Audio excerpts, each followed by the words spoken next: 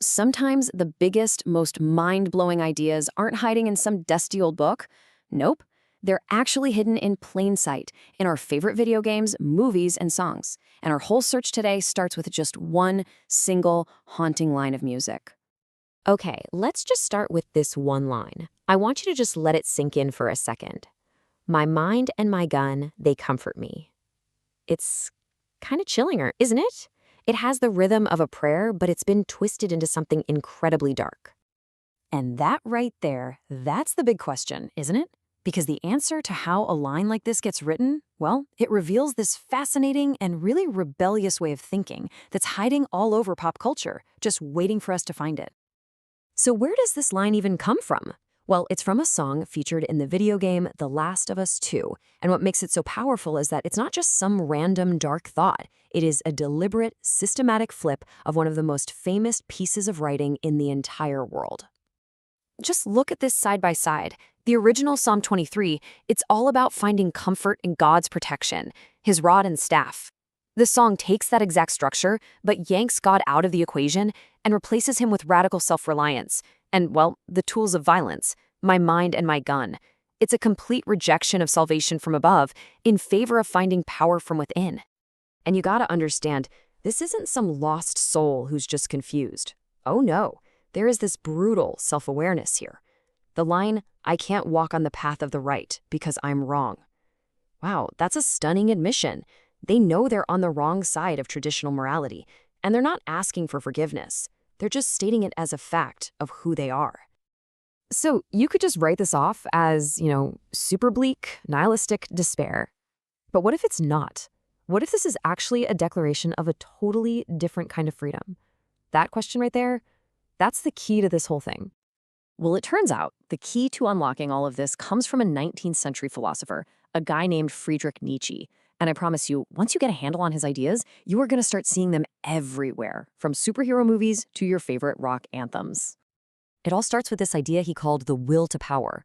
Now, this isn't about dominating other people.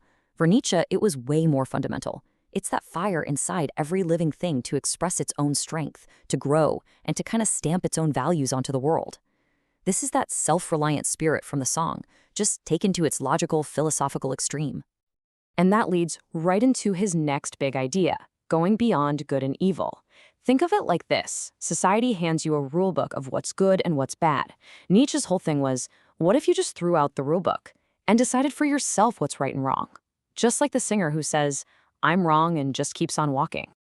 Okay, so with all that in our back pocket, let's circle back to the song's haunting final line. At first glance, it just sounds like complete and utter despair.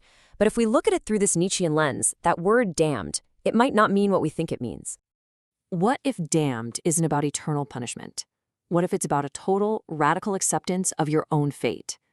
There's a concept for this, amor fati, which means love of one's fate.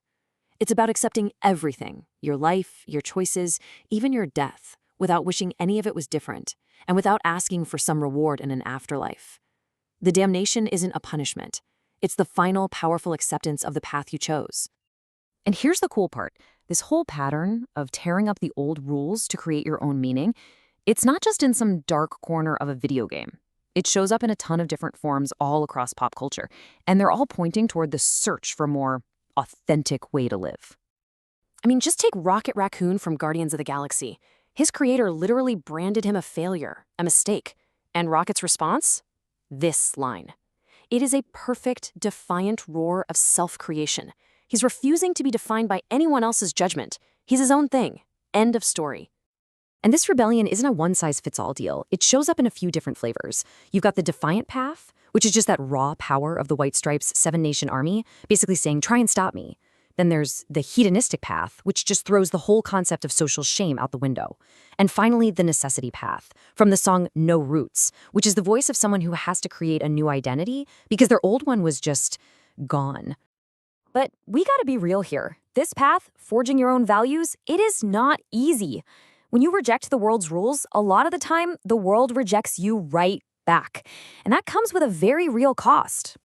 And that cost, man, it's captured so perfectly in this one line from Green Day.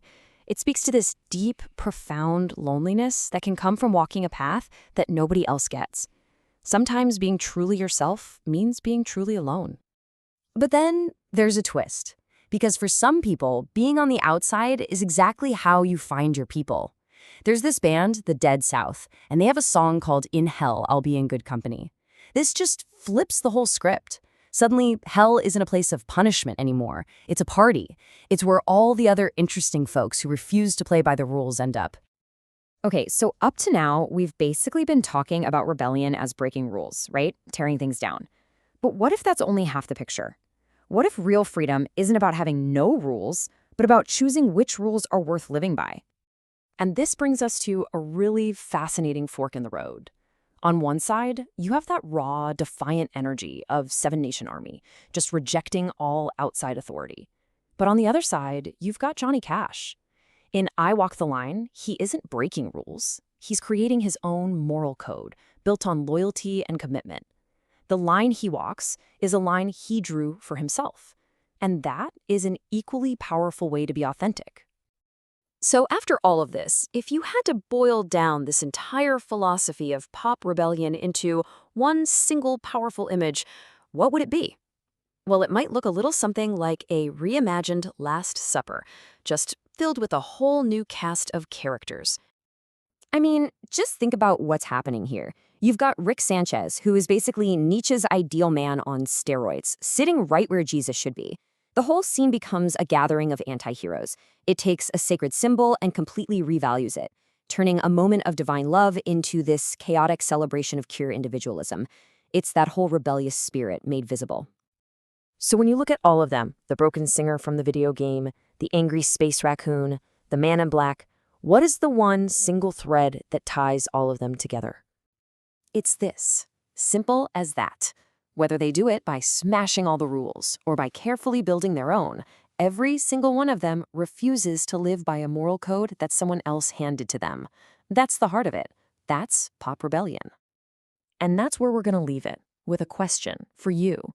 After seeing all these different paths, the defiant, the lonely, the committed, if you were going to write your own code, your own line in the sand to walk, what would your first rule be?